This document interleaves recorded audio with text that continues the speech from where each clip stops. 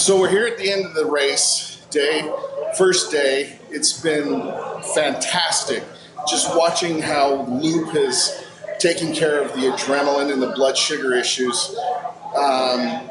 Probably my biggest question is, this is your very first time looping while racing.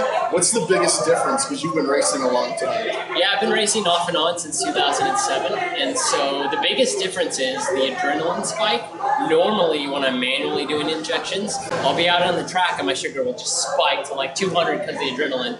I come off track and I'm like, all right, I need to take a correction unit, and I should probably have a snack.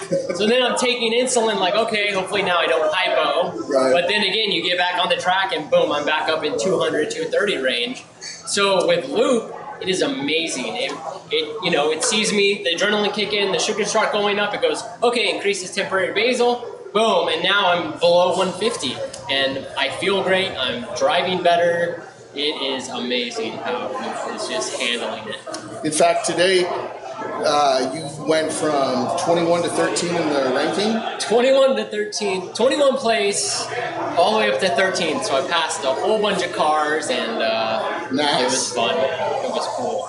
Yeah, for the final cut, we'll have overlaid the dash cam showing him racing. We'll have the GPS showing where he is on the track, his speeds. We'll have the Nightscout, blood glucose, and it's just amazing. Usually, for our family, we had to go 90 days in order to get enough data to say Loop is awesome.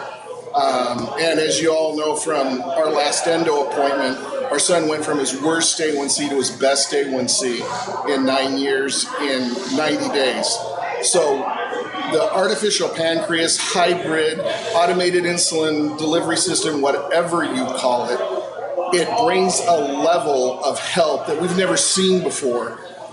For everyone in the community, there's the do-it-yourself options, but the mass millions with T1D are going to benefit from the fact that the We're Not Waiting community has kicked industry in the backside again in order to release this. And I really got to send props out to the FDA, because Courtney from the FDA said they expedited Medtronic about 3 years sooner. So if you think about 2017 and you think 2020 would have been the Medtronic hybrid closed loop, what the? That's unacceptable. So, but Courtney is in these meetings and she sees Dana and Scott talking about the closed loop, and then Nate's presentation, Mark Wilson's presentation in New Orleans. She's there. She's seeing this. So I really have to hand it to the FDA. It's not your father's FDA. And it may only be the medical device portion that is this advanced. Maybe the rest of the FDA is 1968. Yeah. But the FDA that affects us is Dexcom early approvals, Nightscout no longer needed FDA approval with a de novo ruling. So it's been a great help in the community. I mean, we were really took it very slow when we started Loop, and like sabbatical slow, watching it around the clock every minute for 30 days. But this gentleman, Christopher Lewis, had his diabetes numbers down. And so when did you close the loop? Oh, okay. So I had an endo appointment, what was that, last week? A week before I was on track, right? And I happened to pick up an old Medtronic pump. I was waiting for my Riley link. So I went to see my endo just to, hey, maybe they'll give me some pump supplies for this pump I picked up. And they were like, no, we're not going to certify no pump. We're not going to give you any supplies. We don't know if this pump's going to give you the right amount of insulin.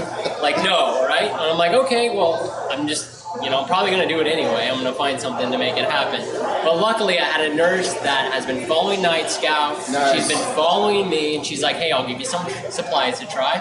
So I got some supplies. I got my Rylink in the mail. And like Wes said, I already had my normal manual injection. I had my diabetes in pretty tight control. I knew my numbers pretty well. So when I turned Loop on, it was awesome. The suggestions it made and the temporary basals, when I started tracking up, after dinner, things like that. So I closed the loop probably day one of getting my Riley leak. Which was Wednesday or Thursday of last week? It was Thursday morning. Yeah, Thursday morning of this week, I closed the loop. I had the pump. I first started closing the loop, but then my Dexcom died on its third week. Did I say that? I stretched it 3 weeks. That's more impressive than moving up to 21 to 13 that's in the true. rankings. So I got 3 weeks out of it. I started closing the loop, and then my Dex after 3 weeks died, and I was like, oh man, like should I put it on in the morning? I decided to just put it on and do the whole calibration at like 2 in the morning, just because I wanted to start looping, man. I wanted to see my data. So I closed the loop Thursday morning at like 2 a.m. start of the day, and just fine-tuned it a little bit, and now here, Saturday morning, I'm at the racetrack, closed loop, and it's rocking and rolling. Nice.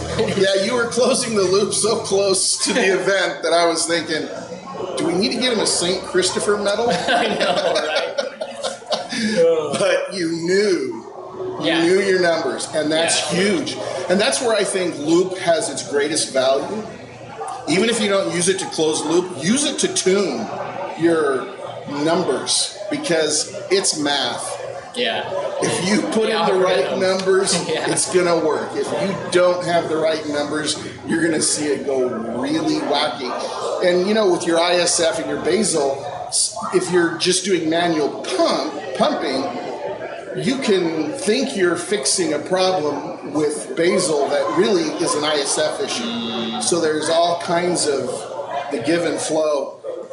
That's true. That's, to me, was so new. I literally started pumping, is that Tuesday or Wednesday I started pumping? Have you ever pumped? I've never pumped. I've only done manual. When were you diagnosed? I was diagnosed March 2009, so it's been 8 years. You've been MDI for 8 years. 8 years. And I started pumping on Tuesday, I think, and then got loop going on Thursday night. But even the pump was nice, because now instead of me doing Lantus, doing my manual injections, I'm doing the pump, and I have my basal rates all day, and I had to fine tune it for at night when I would, lower the basal rate.